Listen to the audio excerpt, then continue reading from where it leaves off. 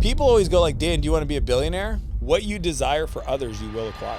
Dan Martell, a celebrated entrepreneur, investor, and best-selling author of Buy Back Your Time. Growing up as a teenager, I struggled with addiction, getting in a lot of trouble. I ended up in jail twice by the time I was 17. He has achieved 3 successful software company exits totaling over $100 million, including Clarity FM and Flowtown. I've learned great entrepreneurs actually are comfortable in chaos. As the founder of Software as a Service Academy, most entrepreneurs just don't know the game of compensation. People that are scared of losing, they're playing not to lose. They're not playing to win. Billionaires create millionaires. And most people are so selfish that they don't even understand that that's the game you should be playing. What's the biggest lie entrepreneurs telling themselves?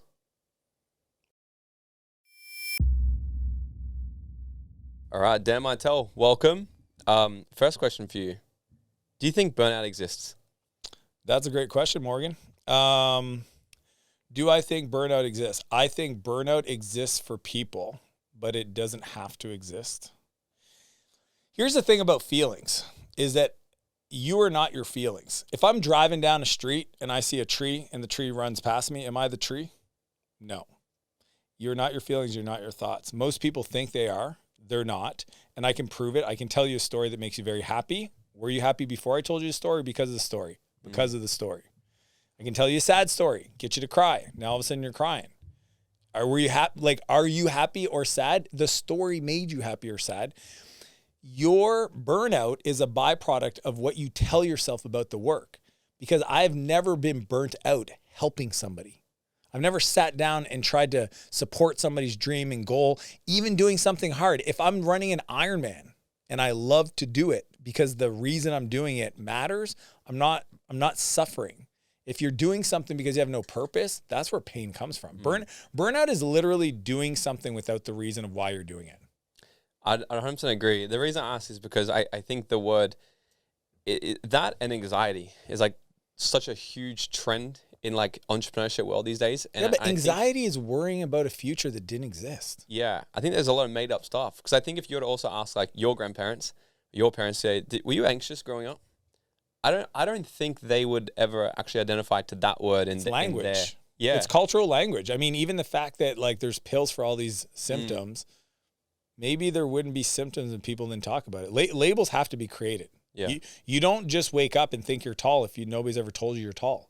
Yeah, right. It's kind of like I remember one time talking to a physicist. Okay, it's kind of a big idea, but it's a great example where he's trying to explain to me the difference between the multiverse, multiple worlds, or maybe there was just a time before time existed.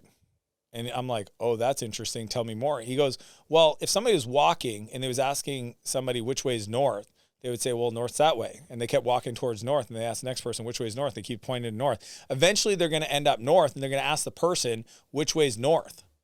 And the person's going to be like, it's here. So the person who was trying to find north came before they got to north. So there might have been something before space-time that is just not time. Yeah. I know, it's a big idea. Yeah. So to me, that's where like anxiety or labels have to be created, have to be explained, or humans, like I always run this thought experiment. If I lived in the jungle and I never interacted with another human, would I know this thing? Right? If a child was born in a jungle and never interacted with another human, would it have a propensity or a default behavior that looks like X? That's programmed in your genetics. Everything else is man-made. It's cultural, right?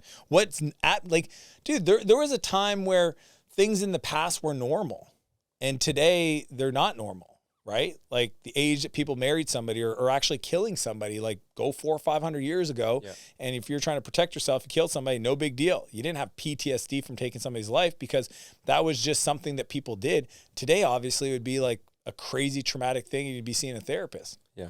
Why? So your mission now is helping entrepreneurs build businesses that they don't hate. Yeah. I'm going to assume that probably came because your businesses in the past, you went to a bad place or not really enjoying it. But I know what got you into business in the first place was also going through really crazy, rough times. Like you got a pretty wild past, and I've heard parts of the story. But for the listeners that maybe it's the first time they've landed on this or heard who you are, can you give me a little bit of a context? Like, what was it? What was your life really all about before you got into business? What was the turning point for you where you went, I'm going to actually get into entrepreneurship instead of the other road? Yeah, man. You know what's crazy is I don't know if I ever thought I need to be an entrepreneur. I think I just got to a place where I realized I couldn't work for somebody else. You know, growing up as a teenager, I struggled with addiction and getting in a lot of trouble. Like, I just made a series of bad decisions growing up in the environment I did, where I ended up in jail twice by the time I was 17 and rehab for 11 months. Luckily, that place saved my life. It taught me a completely different way to live. And it was through that experience that not only did it build my self-worth, because prior to that, I didn't even feel like I deserved to breathe the air I was breathing. It gave me kind of hope for the future. The problem is I definitely had that same strong opinion, which I've learned great entrepreneurs actually are comfortable in chaos. You know, in many ways, if you think about it, the reason an entrepreneur is who they are is because they're able to find the calm in the chaos, whereas normal people would get frantic, right? It's almost like the crazier things get, the quieter their mind is. And that's a byproduct of growing up with so much chaos. And on the other side that's not good for them is that if it's too good, they'll create chaos. Yeah. Isn't that crazy? I can find myself doing that sometimes. Like, I can get to the point where if it's like nothing's on my calendar, or if it's like the middle of the week and I'm like, why, something must be, and I'll get on my computer and dig for shit, and then and you'll start criticizing stuff, and you'll start adding new projects, and your team be like, what are you doing? And the business could be doing right, and the revenue's going, and the projects are executing, and then you get involved. And that's, for me, what I think served me is I knew I couldn't work for somebody else because I was too opinionated.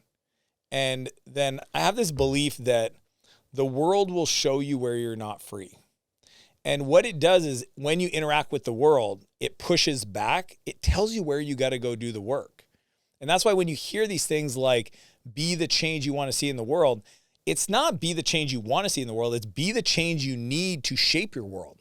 You know what I mean? Like, if you don't do the work, then you'll always be stuck where you're at. So like, the reason I wrote my book, Buy Back Your Time, was because I went through the pain. I had to learn the lessons. I created a life that I hated. I built a prisoner of my own design. Like, I literally built a business and got to the top and realized this isn't what I want. You know, that's the biggest thing that I help entrepreneurs see today is that they accidentally climb a ladder of success and find out once they're up there that it's in the wrong spot. And it's because they don't plan for success. They just keep doing it. That's my reality. I just kept building and building. I didn't even know how I was successful. The first time I made $1 million, I didn't know how I did it. And then I was so worried I was going to lose it that I just kept doing what I've always done, which is work a lot. And that, unfortunately, is not a winning strategy if you actually want to get free from the business. So a lot of your early hustle was from a place of fear versus desire? It was avoiding pain. It was, there was a part of me that wanted to prove everybody wrong. So there was that like dark energy of creation. There was a desire to not go back, but it was 100% fear. But you know, fear stands for false evidence appearing real. There was no part of my life that, I mean, the cool part about me growing up is everybody had zero expectations for me.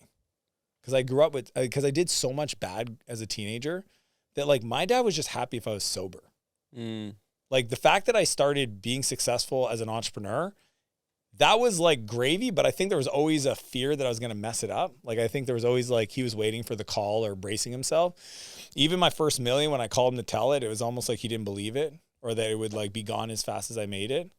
So it's kind of like, to me, building from that place of not enoughness was where I started. And then what shifted was learning, again, the world will show you where you're not free, doing the work to get to a place where when I wake up, it's about expansion. When I wake up, it's about creation. That's why every morning I post, I get up early, I create, connected to my creator. To me, my life for a long time now has been about serving other people. I think like people always go like, Dan, do you want to be a billionaire? The better question is, Dan, do you want to create a bunch of millionaires? Because if you want to be a billionaire, you have to create a lot of millionaires. And if you actually just use that frame, then the billion is an inevitable side benefit of helping enough people become rich. Yeah. One of the first quotes when I got into personal development, I was 21 years old, Zig Ziglar, help enough people get what they want, you'll have everything you want. It's actually the secret. Yeah. What you desire for others, you will acquire. So this book, I'm actually halfway through reading at the moment. I've been loving it. Thanks, man. Everybody should get it, especially entrepreneurs. If for some weird ass reason, let's say they only had 10 minutes left on this earth and they couldn't read the entire thing, what is the number one thing in that book that you're most proud of, that you think makes the biggest shift for these listeners? For me, it's very easy. I hope I've argued the point that if you don't value your time, nobody else will value yours. Period, full stop. You'll never get a penny more than you think you deserve if you don't put a dollar amount to your hour and fight for that every day. Nobody else will take your time seriously. And that's the challenge. Most people just don't value it. They give it up. My buddy sent me a quote this morning. It was guy number one says, "Are you free tomorrow?" And his response was, "No, I'm very expensive." You know what I mean? Like, I'm always very expensive because, like, it's just this philosophy that if you don't value your time, then you won't fight for leverage. You won't fight to say no. You'll say yes to everything. Most people can't grow because they don't have the time in their calendar to do the work. Yeah. You know, like if you don't believe when you're starting off your hour's worth $100, then you'll have no problem spending 100 hours a week just running errands, doing stuff that somebody else could do, or that you shouldn't do, or that you should be a little bit more organized and planned, or you should pay somebody else some amount of money or get an intern or whatever. Like, you just won't fight to create the space to be able to do the work to become more valuable. And that's what holds people back. Yeah. You know, this is actually why I don't drink anymore. Like, when I drink, I might have like... How long you been sober? I'm not sober. I might have like half a glass of champagne at dinner or something. But it's like my body I just don't... So I wouldn't... When did you make that decision? So years ago, right, I used to, if I would drink, it's blackout. It's like one or next. That's like, if I'm going to party, fucking all out. Yeah. If we're drinking, everybody else, hope you took the day off tomorrow. Yeah. Yeah, I would get other people wasted. Yep. So this was, I was living in Bali. So I was probably like maybe 25 years old. So 6 or so years ago. And I remember we had another New Year's Eve and we went out in New York City, all you could drink bar, me and my girlfriend, and we just got absolutely obliterated. It was horrible. And the next day I woke up, I didn't get to see the Central Park that I wanted to see because I felt like I got run over by a train. And I was like, I'm not fucking doing this again. It was one of those days where I'm like, not again, right? But where it really hit me is because we were getting onto a plane later that day and I realized I lost an entire day. And I was like, I wanted to have fun this day. It was the first day of the year. It's January 1. I was in New York City for the first time. I wasted it because I was dead. And then I worked out, okay, what's my ultimate goal? And I think at the time it was about $100,000 a week. I'm like, I want to get to 100K a week. Okay, so my days are worth roughly 15 grand a day. Cool. Now the question always goes, is this party going to be worth $15,000? Now at 31, it's worth $30,000 hangovers. 2 days. So if I drink hard, it's a 2-day hangover now.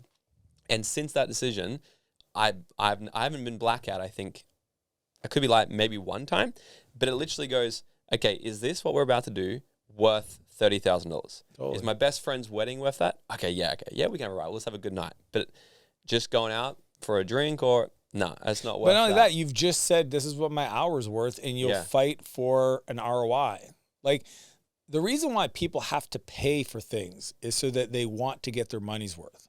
Like, I literally had a message from a friend just now as I was driving here that I haven't seen since high school. In some way, magically, he just came across my book and he sends me a message. I haven't heard from him in 20 years. And he goes, hey man, I'd love a signed copy of your book. You know, here's my address. You know, it'd be great to read it before Christmas. And sure. And I'm like, hey dude, here's a link to Amazon. Feel free to buy yourself a copy or contact this local bookstore, which is the only place you can get a signed copy because I support them. Other than that, I would never rob you from investing in yourself. Oh. Now, he might take that and go, Dan has become an asshole. I see it as an opportunity to teach him that he needs to value himself. Because when he pays for things, he pays attention. And you tell yourself in that moment you're worth it. And you fight to get the return. Like if I spend, that's why I think, you know, the book value is kind of an interesting pricing exercise. Because in many ways, I wish I could charge $500 for that book. Because Why it's can't you? Are you with the publisher? yeah. they I got control it in pricing? advance, and it's the Penguin Random House, one of the top Oh, is it? publishers. Yeah, Yeah. And look, they're trying to get to an audience that's more broad. I rather have a small group of people that are like truly invested in growth and developing. You know, it's kind of one of those things with like media and attention, is that there's a lot of people that have audiences, but they don't have influence. Yeah. You know what I mean? There's a difference. There's some people that have a lot of attention, and you know, they might have hundreds of thousands of people that watch their streams. You know, Fusie's one of those guys. I don't know if you know who Fusie Tube is, but he's like a train wreck right now. Yeah. So like nobody's buying anything he recommends, but they'll watch. So audience, no influence. I think media and really creating goodwill, and why I think people should pay for things, is that you then have their attention. They do the work, they get a result, and then they attribute you as the person that brought them down that path, and then you've created a relationship with them. So it's kind of like, I would never rob somebody from doing that for themselves, and it all comes down to valuing their time. Yeah. I love that you say it's $15,000 a day. Yeah. I need to redo it, but like that's enough. You 100% should redo it, just so you know. Yeah. Yeah. But that was the biggest thing that stopped me from drinking, just to actually go, okay, and ask that question, is this tonight going to be worth $15,000? And nearly every single time, no way it's not worth 15. No. Okay, cool. We'll have 1, 2 maximum and just chill. But think about it. Then now all of a sudden you're fighting for quality, not quantity. You're fighting for an experience, not volume. Some people go out every night, 4 nights a week. Yeah. So it all just blends into itself. If you decide once a year, twice a year, you want to go enjoy yourself, those moments are gonna be more special. Yeah. Right? And if you're thinking about like investing in an experience, you're willing to invest $10,000 for a night, because that's that one thing you do once a month that is your opportunity to reward yourself. I think it's a more lively way of living. So I want to know your perspective on this. So when I hang out with Richard Branson, I got invited to his island this year. I actually turned it down because I had just too much shit on. Because one of the things he asks, I know you've hung out with him, one of the things he says a lot is, you know, he hires people smarter than him and gets out of their way. And I think in theory that's amazing. And one of the things that I've struggled with the most in scaling our companies is, you know, I always refer to it as the shitty part in business. When you first start, it costs you a little bit of money, you got expenses, but your income's low. So you're in this section where it's costing you money, and it stays the shitty part for a little while until it crosses over, right? And or even past the shitty part, you got making a little bit of money, but the expenses are still high. You need to hire people better than you, because you're not great at everything. You need to hire people better than you. Richard Branson says, hire someone smarter than you, but the revenue's not there to do it. And I went through that section for a little while. It's hiring like kind of like lower talent, but it's like creating more problems. And I wish I could spend more money and get a really good person, but you just can't yet. What's your advice to those people who might be like, you know, what I've found is like, this is really the section up to about $700K a year or so, where you want to hire like a C-suite or just a great manager or something, but the revenue's just not there to do it. So how do you sort of buy back your time with be effective with the right people when the revenue's not really there? Well, I want to break this down into 2 parts, because there's people listening that get the question, but they don't even know how to make money yet. Yeah. I want to talk to them, and then we'll talk about how we scale. Broke people spend money on things that distract them. Middle income spend money on things that increase their credit score. And then rich people buy things that make them money. So like right off the bat, if you don't understand that hiring somebody should be a decision to make you money, not an expense, then your mindset's broken. Do you see how like just broke people, middle class, rich people, it's all a mindset shift. They can all decide to do the same thing. The broke person could invest in something that makes them money, right? The rich person might be rich in their bank account, but actually be poor in their time or their energy or in their life, because they don't understand that for them to do more, they need people in their life. Like, I think collaborating with other people is the whole point of building a business. I think business is actually this beautiful thing you could create where people come into your life to develop themselves, for you to learn from them. And it's a beautiful thing. When you think of scaling up and hiring that top talent, most people get stuck on the compensation side. But if you actually look at the research of what people value for making a decision to join a team, fortune is 4 out of 5. So there's also the fortune. Money. Yeah, there's 5 F's. I think it's fit, fun, something else, fortune, and something else. Okay. It's George. He wrote a book called Who. And what I've discovered in the way I do it, right? We've got Sam that's here. He won't tell you, but he makes a lot of money. The reason he makes a lot of money is because his comp is based on performance. Okay, so Sam's my creative director. Go look at my socials. We're doing very well. We do well. He does incredibly well. I've designed my life where other people's selfish intrinsic motivation makes my goals come true and theirs. And people think they need money in a bank to make it happen. They don't. They have to learn to let go. Like, how many $1,000 bills would you trade for $1,000? Unlimited, right? You would buy as many as you can. Mm-hmm. I had a guy the other day that was introduced to me through a friend, and he was having an issue in his business. And when I got on the call with him, I asked him to tell me about his business. Last year, he made a bunch of money. This year, he was struggling. I said, what happened last year? He said, we had a Rainmaker sales guy that sold half the pipeline, our quota. I said, what happened to that guy? He said, we fired him. I said, why? He said, well, he's making too much money. What? Real conversation. What? Yeah, dude. Happens all the time. I said, I don't understand. He made you a lot of money. He's supposed to make a lot of money. He goes, yeah, but it was really awkward for the team because he was making more than anybody on the executive team. I said, yeah, he was generating the income, ding dong. Like, I can't even have a conversation with some people sometimes because I'm like, you don't understand the basics of it. If you design the game where other people winning in the game means you get to win, that's what Richard Branson's have done. If you talk to him, he'll tell you, because I spent time with him. He hires the number 2 at the number 1 company to go be the number 1 at his company. Let's say that again. Yeah. He hires the number 2 at the number 1 company. So he wants to start Virgin Cruises. He hires the number 2 at Virgin Carnival Cruises to go be the number 1 CEO of the new business. Now, does he pay him a bunch of salary? No. He pays him a base to cover his expenses and then gives him equity in the business. See, most entrepreneurs just don't know the game of compensation, and they're not willing to give up long-term growth or profitability to somebody that's able to do that. And they think they're saving money by paying somebody less when what they're doing is they're losing money because they're not getting the income this month. Like, it's crazy. I see people, they're like, I had this guy, he wanted 200 grand a year, it's 20,000 or whatever a month, 18,000 a month. And he didn't work out, so that's okay. I saved the money. I was like, no, you didn't. You lost the money he should have generated for you. Yeah, opportunity cost. See what I'm saying? It's opportunity cost. I'm trying to bring into my life as fast as possible infrastructure and pieces of business to build the empire. I'm willing to give up every penny of profit today to build towards the back end because I have faith in the future.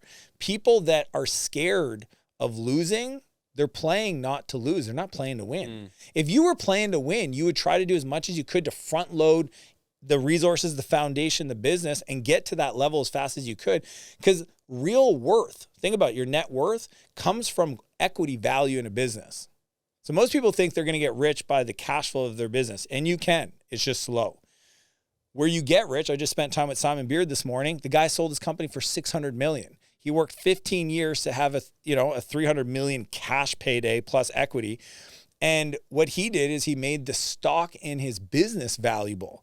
He didn't make that $300 million from the profit he did over 15 years. He still paid himself a decent salary. But that's where, if that's where you're going, then negotiating somebody's comp to say, hey, I can only afford to pay you 80 grand. You're worth 300. But I'm willing to give you 500 in upside if you can make these things happen. Right. And then you put all the risk on the person and it's win-win. And that's a skill of a great CEO. Compensation is actually a skill that needs to be mastered. Just factoring in bonus plans for the key It's people. literally compensation. Yeah. And it's a lot of stuff. It's profit sharing, it's equity ownership, it's vesting schedules. It's, hey, what is your dream? Well, my dream is to start a company someday. Perfect. You give me 4 years of your life. You help come build it here. I will be your first investor. I will introduce you to your first customers. I'll introduce you to your co-founders. I will make that dream come true. You just give me 4 good years of your life. And I promise you, I will put all my resources behind you in year 4 and a day to go build your own thing. That's leadership. It's a big mindset thing. Hey, like what It's I all realized, mindset.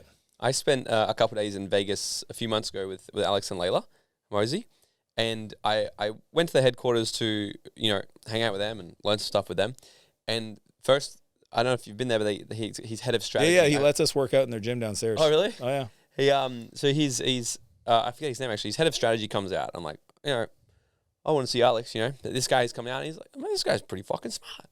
Right now, the next minute I meet his head of sales. I'm like, this guy's a fucking G. Holy. Then he's head of finance. I'm like just blowing my mind. I'm like, Alex, I don't even get to talk to you. Like, these guys are so smart. And then I was starting to think, I was like, why are these guys, if they ran my business they would do it so much better than me. Why do they have a job? And then I realized, I was like, entrepreneurs aren't really the entrepreneurs because they're better. In fact, they're not usually ever better. They're just better at taking risk. I love risk.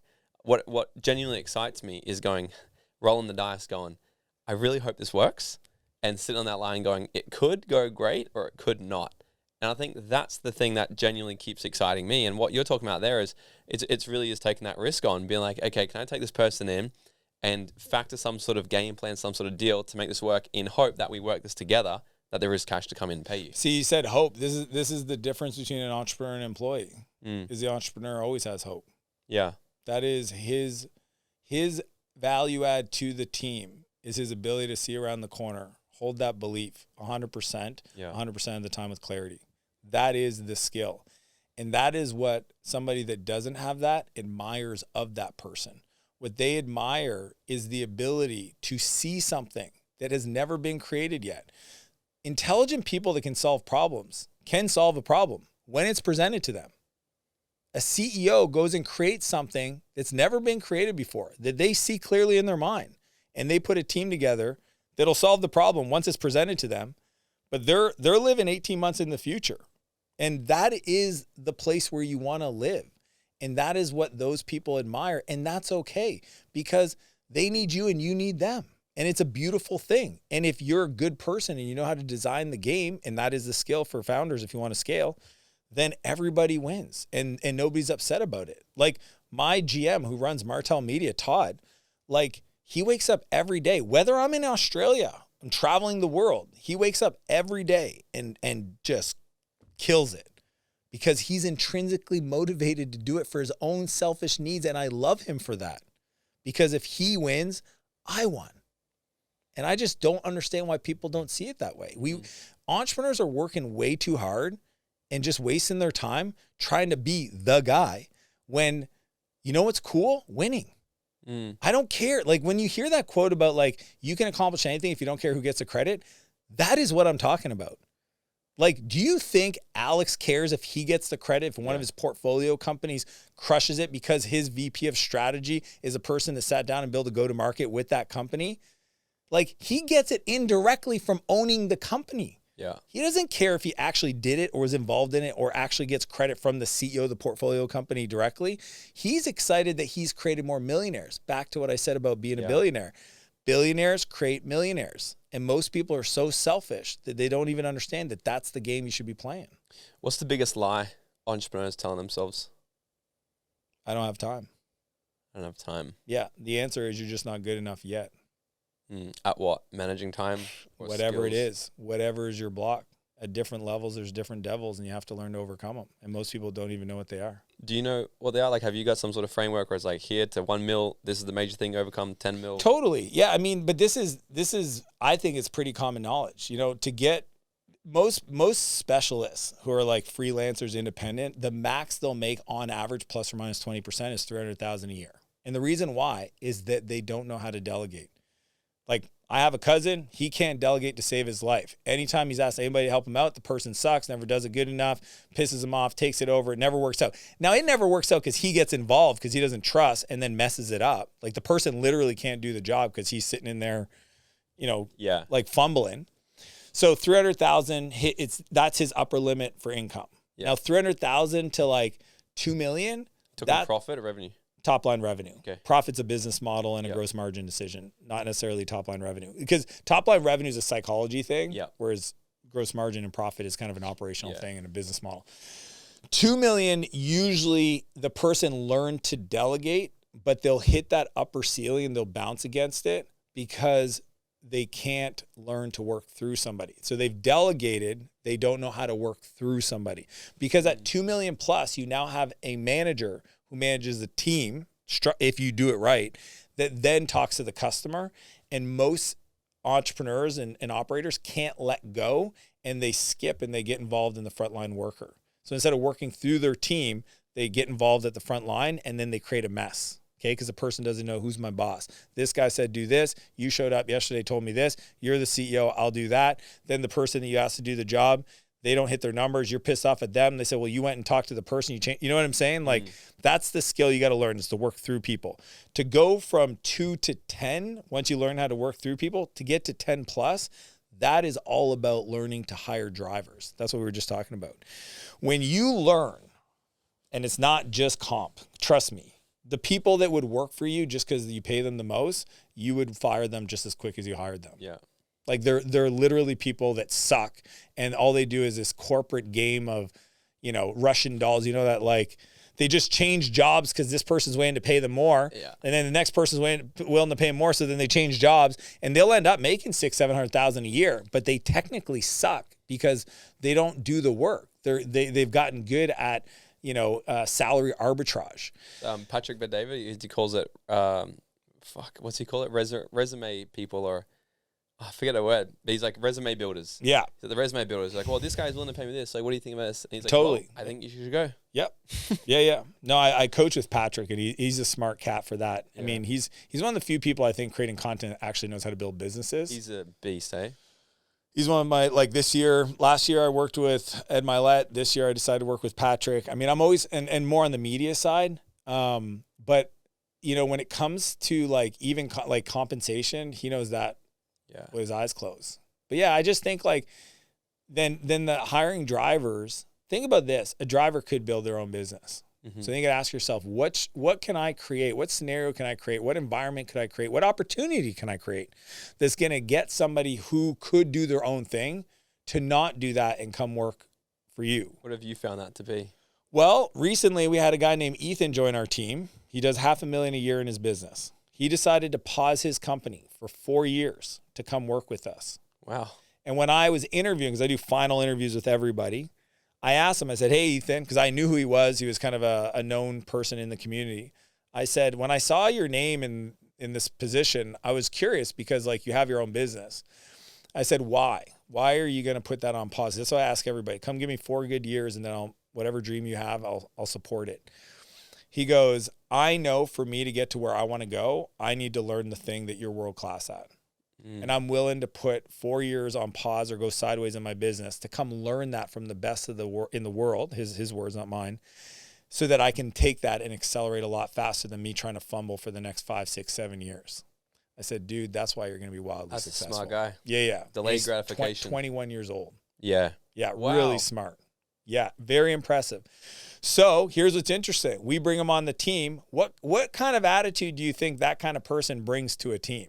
He's hungry. Yeah. Do you think he sits back and waits for permission? No. So I had to have a conversation with the people on the team to let them know your job now is to not stifle his enthusiasm. You just got a driver, and they're different. And if you create structure and process and systems around him, you will lose him. And guess what? He will make you look good. He will make you more money. He will be the reason the whole fucking department just levels up, because now they have to compare themselves to that. And he's willing to work 100 hours a week. He's been at the office every day, including Saturday and Sundays at 6 a.m. and lets everybody know. And I love that he does that because he posts in Slack and everybody sees him. Right? Why? Raises the bar. Shots on, he's literally shots across the bow. He's saying, this is what I'm doing. Where are you at, everybody? Yeah. And somebody that's not mature in their leadership approach, if they haven't had the experience, they've never had a driver on their team, could inadvertently ask that person to dim their light because their light's hurting somebody else's eyes. And I would say, no, brother, shine it. Blind the other people. If they can't adjust, then they'll find their own way. It doesn't have to be on our team. That's the difference is, can you create a scenario where a driver wants to work for you? I don't know. There's a lot that has to be true for that to happen, right? You have to brand yourself. You have to treat them right. You have to create those opportunities. You have to have the comp structure to figure things out.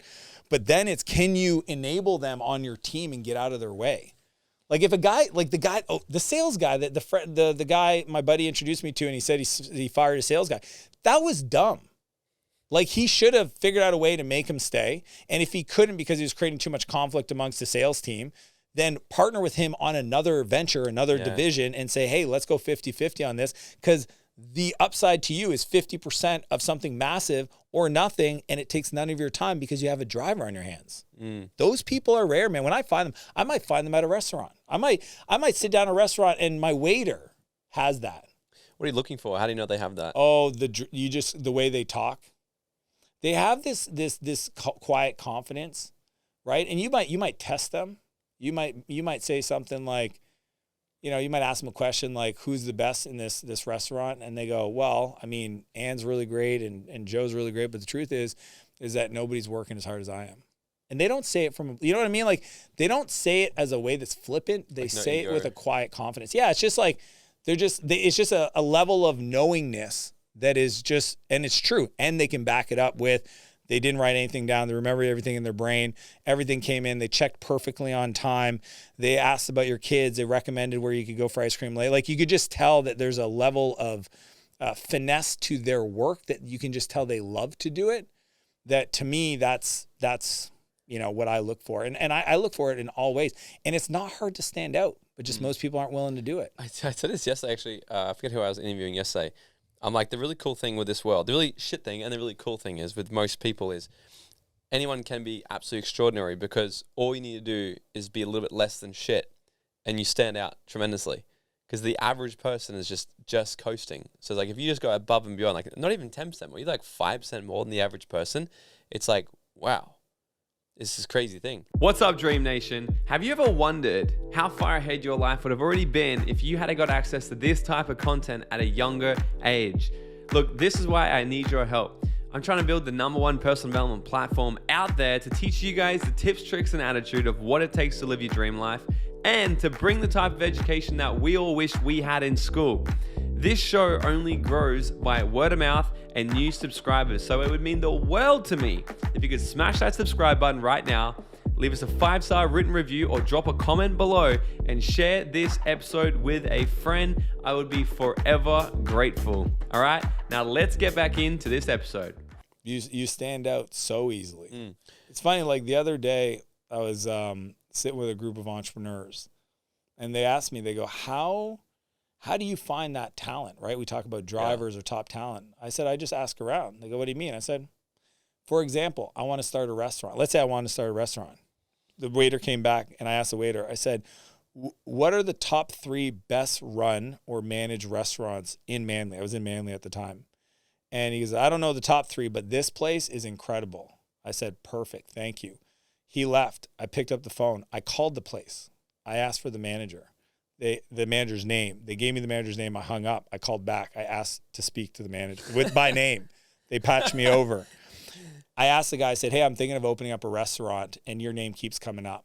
I would love to, stop by for 7 minutes and get some advice on kind of some design ideas and some recruiting process. It wouldn't be competitive. And I heard you're just the person to ask. Would that be okay? Are you free Tuesday at 2:00?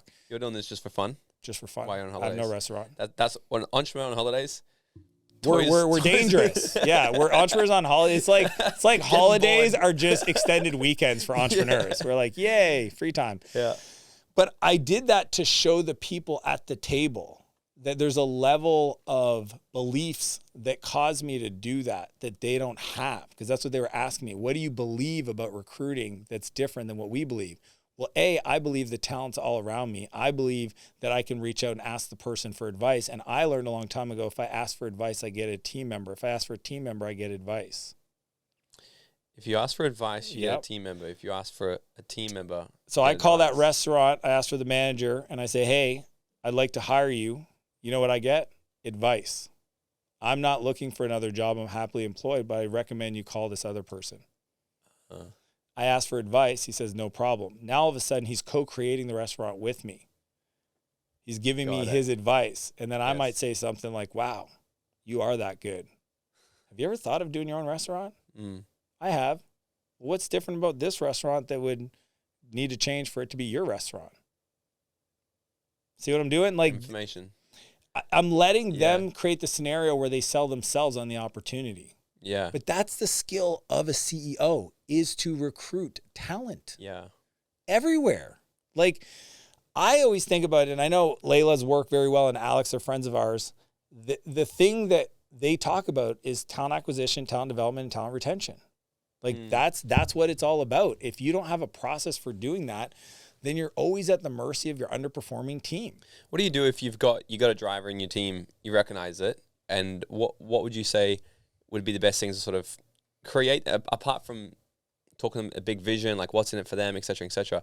What else would you sort of recommend to, even if they haven't asked for it? Like, let's say if someone's listening to this and they're like, wow, some of my manager's this person. What could I do to excite them a little bit more, make them want to come in on a Sunday? Or But you said except for, what did you say? Except for asking them what their vision is? You said yeah, except for like inspiring with a vision, like, hey, like here's, because every okay, so pause. Yeah. That is the thing. That is the thing. Okay. Yeah. So like when I sat down with Sam, who's my creative director and sitting over there in the corner, and I said, hey, dude, I need you to have a vision for your life. He goes, I'm happy. I go, I know you're happy, but I want you to be like excited. He's like, I'm good. I know you're good, dude. I need to know what you want to build. I don't know. Let's talk. What kind of car do you want to drive?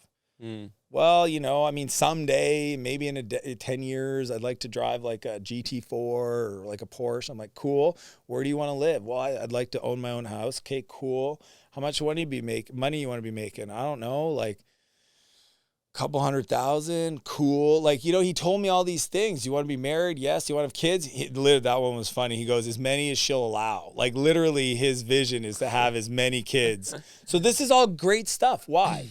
Now I know what kind of position he wants, what role he wants, what kind of income he wants to make, how he's going to support his family. If he's got 18 kids, game on. He needs to make a lot of money. I have to sit down and work with him to create a future where those things become inevitable.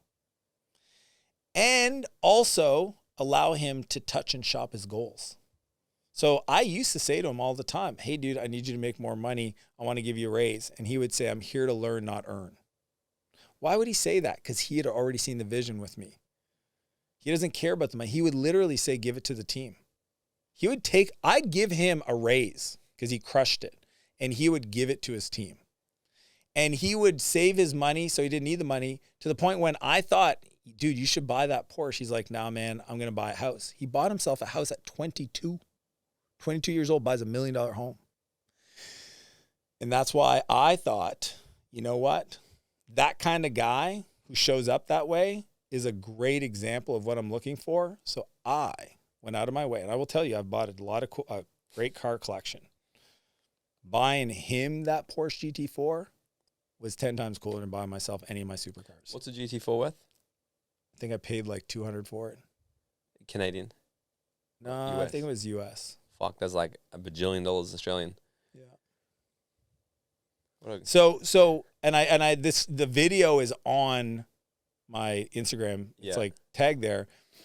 Because for me, yes, I wanted to honor Sam and who he is in our relationship and just how incredible he is as a person. But even more important, and why I'm glad we captured it, because it was really hard as a guy who leads my creative team, working behind his back with his own team to like capture the content and edit it and put it out. It was more of hey, what's your dream? And let's talk about how you can create it, because I want it for you too. So every person, you can imagine, I come into the studio on Monday, the following week, after the weekend I gave him the car, and every person on their desk has their phone out and they're tapping their phone because they set the wallpaper to their dream car. And they're literally like, hey, Dan, Mercedes G-Wagon. And I'm just like, cool, you know Sam, right? They're like, of course. I said, go be like Sam. Yeah. That's the standard. Let's talk about where you're at. I love you. You're talented as an editor, but you're here. You're barely doing great edits. Sam is a driver. Sam created this whole media company. He's the kind of person that when I give him a resource, he sucks the value out of that resource and implements it in the business right away. You can't even show up on time. I love you, but you're not a Sam. Yeah. So how about you understand what makes him him? So it's like, what's the ROI of me gifting him his dream car when I think of and I have hundreds of employees across all my companies. And that video went viral. That video has been seen over 100 million times. Really? Oh yeah, people have hijacked it. It was on at Wealth on Instagram. It's 100 million views easily.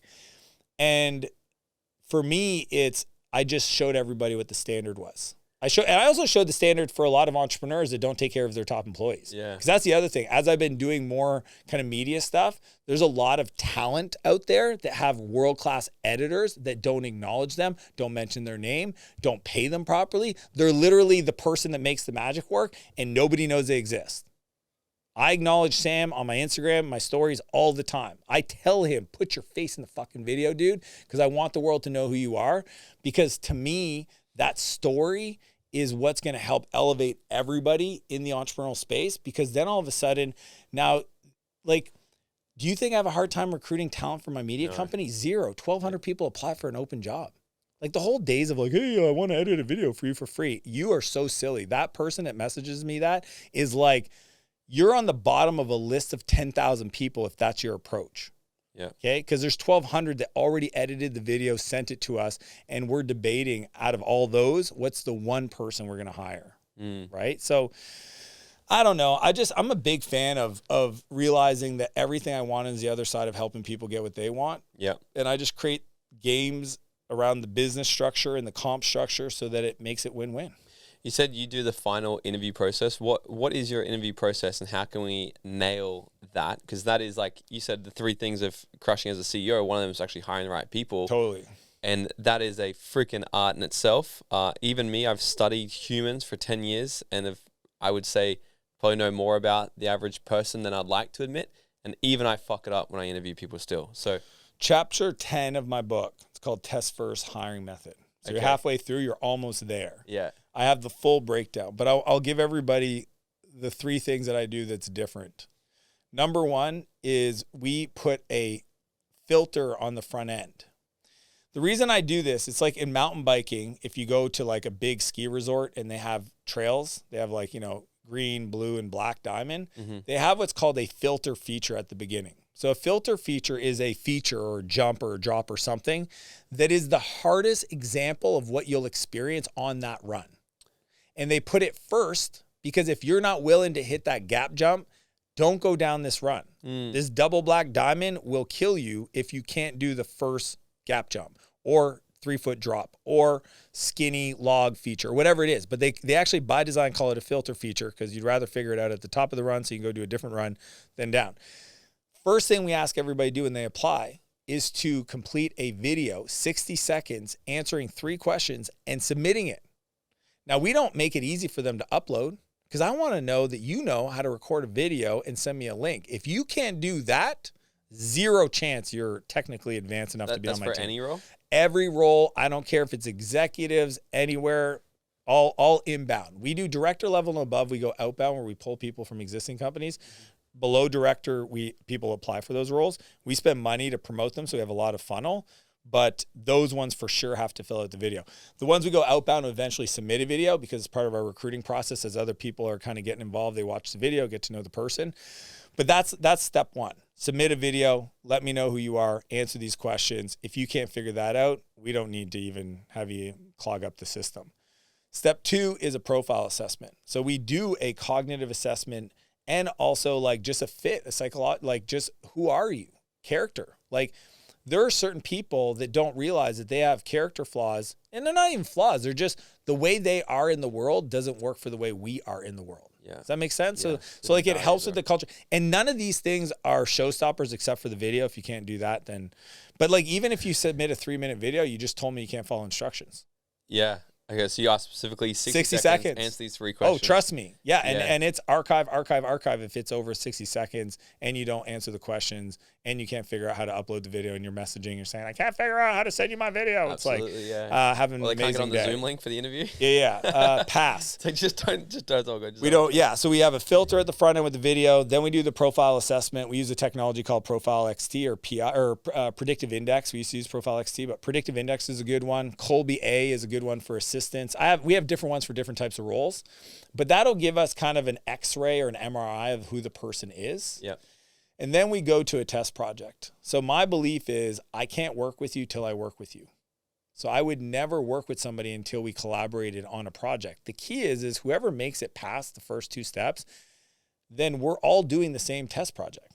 So if I'm hiring an editor, I'm giving all the editors the exact same source file and saying, edit a video. See, the mistake most people do, they're like, oh, we do test projects. Yeah, but you do a different project for each person. See what I'm saying? Yeah, so it's like you're not comparing, you're not comparing apples to apples. You're comparing apples and oranges, and you're choosing based on your personal bias of like, I like this guy. Yeah. All the videos were kind of good, but I like Bob. It's like, no, like get them all the source file, give them all the minimum amount of information, because that's also another thing we test for.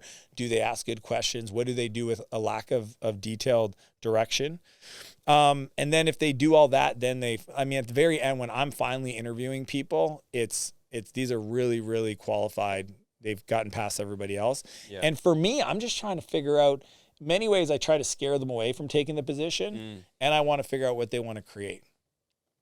I love it. Yeah, I need to make sure that what they want to build in their life is aligned with what I need them to build over the next 5-10 years. Yeah. What's been your biggest mistake? Biggest mistake ever in business? Yeah. Not believing the person when they showed me who they were. Not believing them when they showed me who they were. Okay, so like putting your head in the sand, pretending I didn't see that person cheat at golf, get into business with him, and wonder why the person took advantage of me. Right. Pretending I didn't see that person lie about some aspect of their resume, then get in business with them, and then find out that they're full of shit.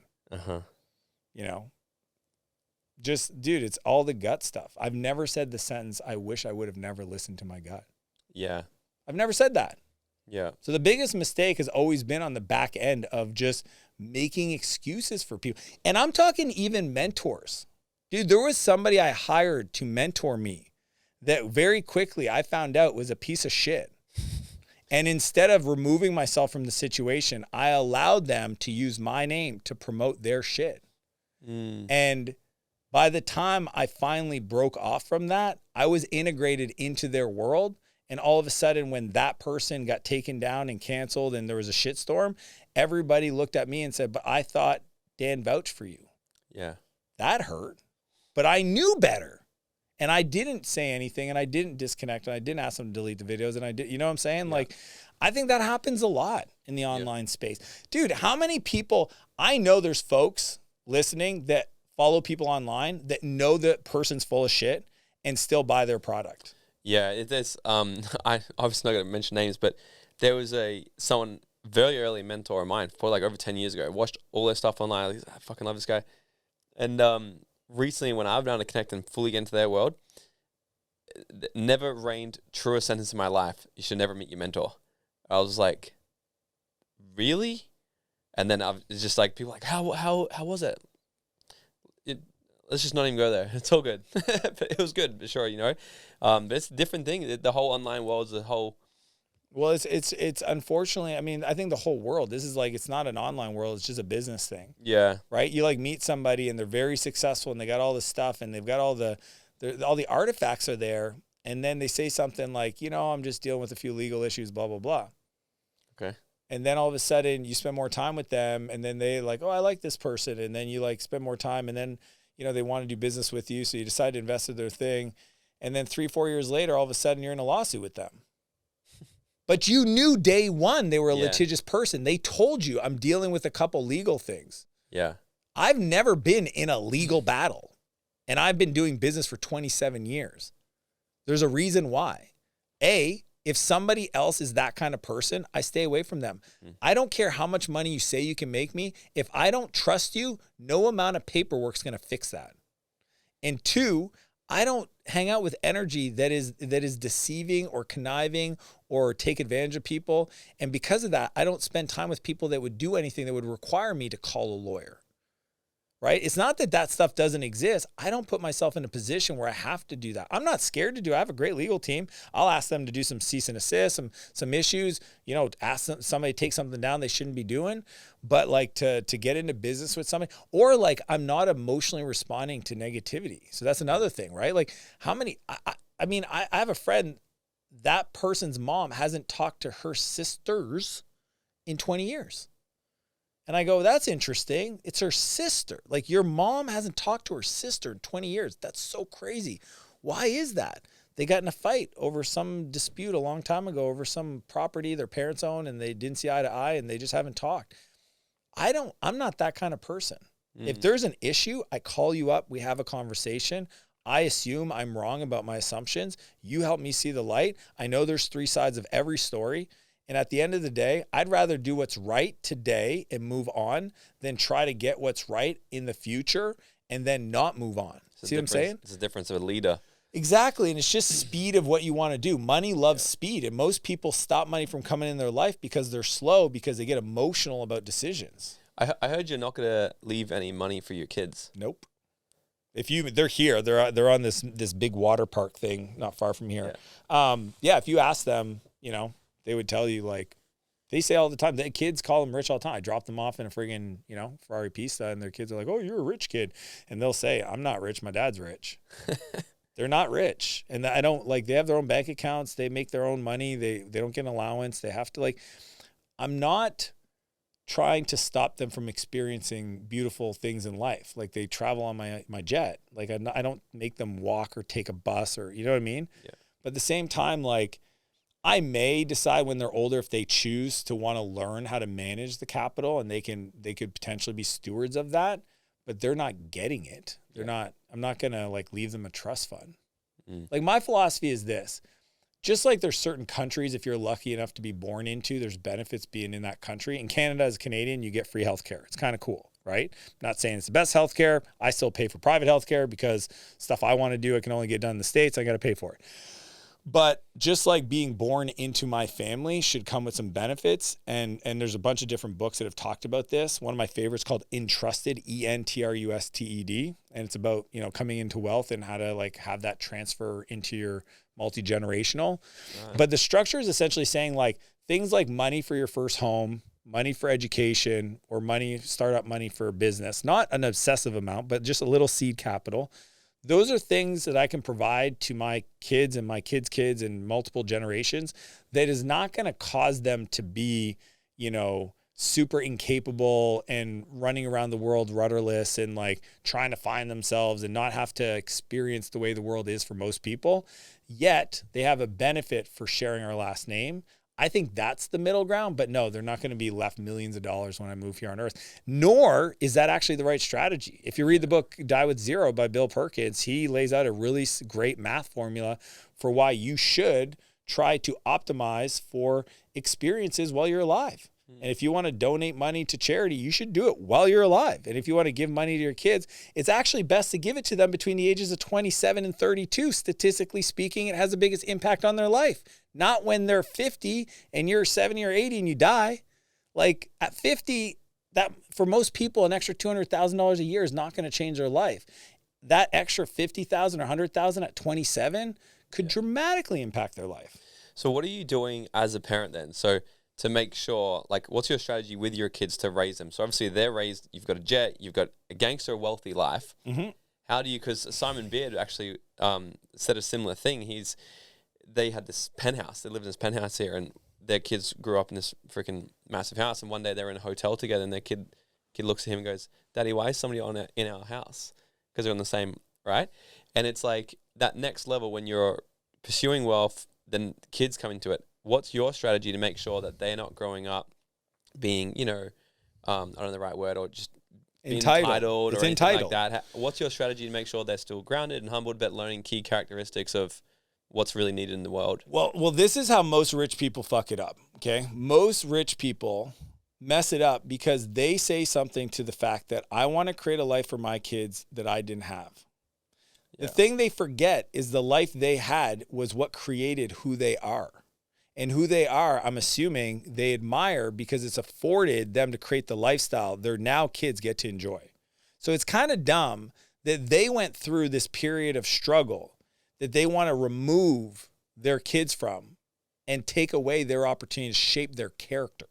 It's kind of crazy if you think about it. So I had incredible mentors, very wealthy people with very well-adjusted children. And I asked them, because I'm a big fan of, like, find the people that got the result, ask them what they did. My mentor, one of them, Ken, he told me, he said, don't hide the world from your kids. I said, what does that mean? He goes, the rest of the world lives in poverty. The rest of the world, there's a lot of people in your community that don't have the means. He said, participate in that, Dan. Like, bring your kids to it. So when my kids were 3-4 years old, we brought them to Haiti. We've done multiple projects working in our community. Every year, we like support the local unhoused community. Like, our kids know the people in our community by name. We do church every Sunday with those people. And then that way they understand the difference between privilege. They understand that we live in a neighborhood that's gated, that's completely different than their friends at school, right? Mm-hmm. And that is a privilege. That is not the default. That's not how it is.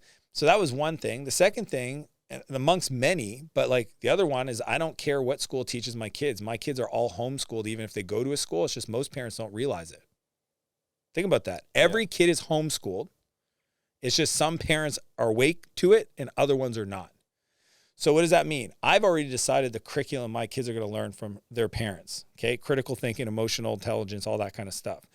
Every night, for example, I ask my kids, like I did last night, they're brushing their teeth. I said, what value did you create today? And I shut up. My oldest, 12 and 11. Yeah. I've been asking this question since they were 7, 8, 9.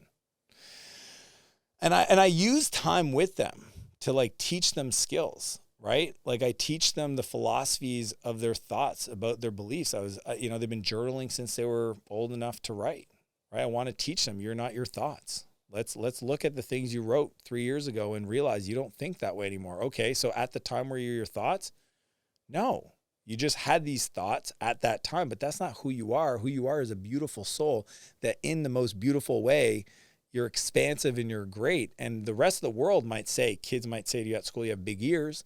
That's not true. That's what they're saying, but that's not true. So let's talk about that. So I'm a big fan of realizing that my responsibility as a parent is to allow the world to inflict pain on them, put them in struggling situations. I mean, I heard it best said, it says, allow your kids to take risks in a safe way. I don't stop my kids from falling flat on their face. I won't let them, obviously impale their face or have like a long-term scar. But if they're doing something that's a little risky, I let them, because there's no amount of me talking that's going to teach them a lesson that sometimes the world just has to teach them. And that's a different philosophy. My buddy calls it, he calls it controlled. Oh man, he had such a great word for it. I say you should write a book about it, but essentially it's like a controlled adversity.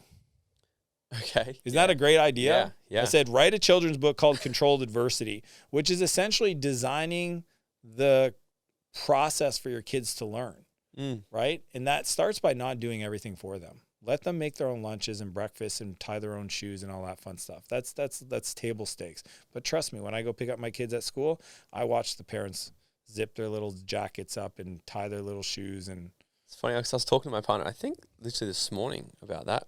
She goes, I think I'd be a pretty strict mum.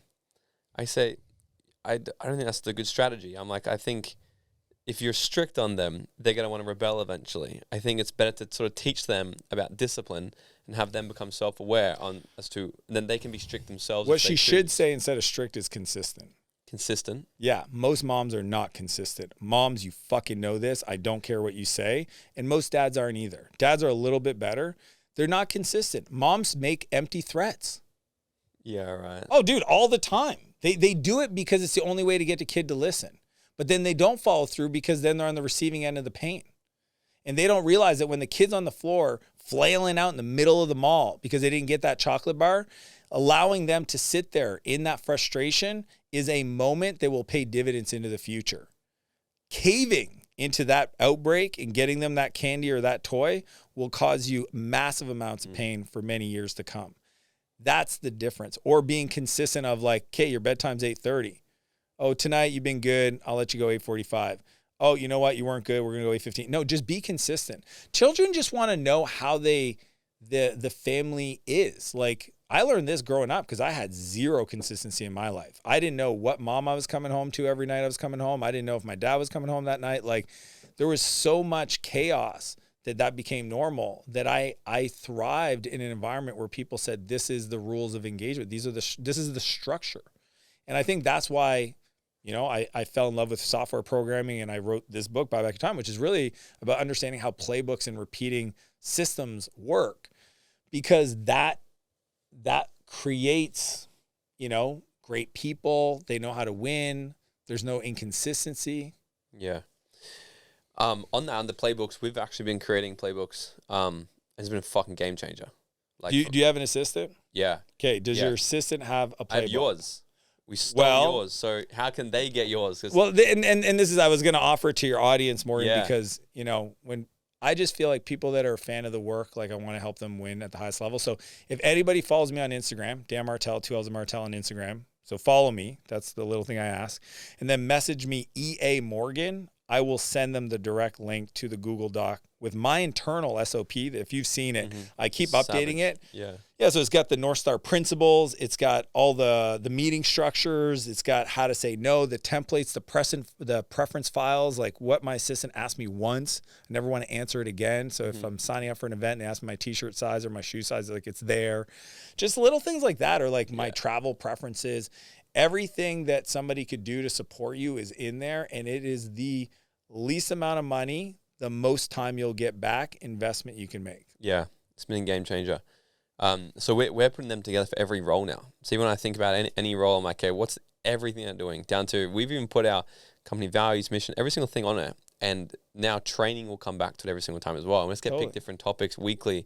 Okay, let's dive into this. And this is the Bible. This is how you do your thing. Yeah, companies call it the company way document, right? If you think about it, like Facebook has here's how the Facebook way, or the Martell way is what we have. Martell Media has a way. It's like, it's the document that points to our culture. It points to our beliefs. It points to, how we think about time management. Yeah. And then that way, as you said, every week I do leadership training, and then we just use those trainings and add it to the playbook where it fits the best. And sometimes it fits at the beginning for onboarding.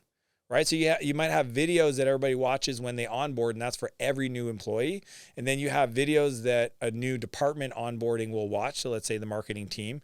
And then you can just take these videos and put them in. And all of a sudden, when somebody joins your team, I know in my world, for the first week or 2 weeks sometimes, they're just sitting there watching videos. And at the end of it, they write a test to see if they actually watched the right videos and the retention was there. I love it. Yeah. Buy back all my time. Dude, I love it. So they got to get your book. We'll put all the links and everything below. We got to wrap this up. So where can everybody find you apart from Instagram? My favorite Anywhere right now else? is YouTube. We're on a mission to get to 1 million subscribers. We'll probably do that in the next 6 weeks. But, that's step one, and then eventually just get to 10 million. So if anybody wants to learn from me, and the videos I do are super in depth on money, on mindset, on leadership, on business. Yeah, my YouTube, just Dan Martell, 2 L's of Martell. And check out the book. If you love the book, leave a review. And we've got over 1,000. It's one of the fastest growing books right now in the category for entrepreneurship, time management, and productivity. So it's pretty, I love it, man. Pretty crazy. Buy All back right, your to wrap time. this up, I have a final question for you. If you were to go back to your 18-year-old self and give him 30 seconds of advice, what would it be? Dream bigger. Don't go small. Keep going bigger. I know what I would say. It's I am, but I'm not. I am, no, bigger. All of It's it. always on a level. All of it. All of it. I want all of it for you. I want it for you. I want it for everybody listening. All of it. Yeah. Anything that is not that is your story.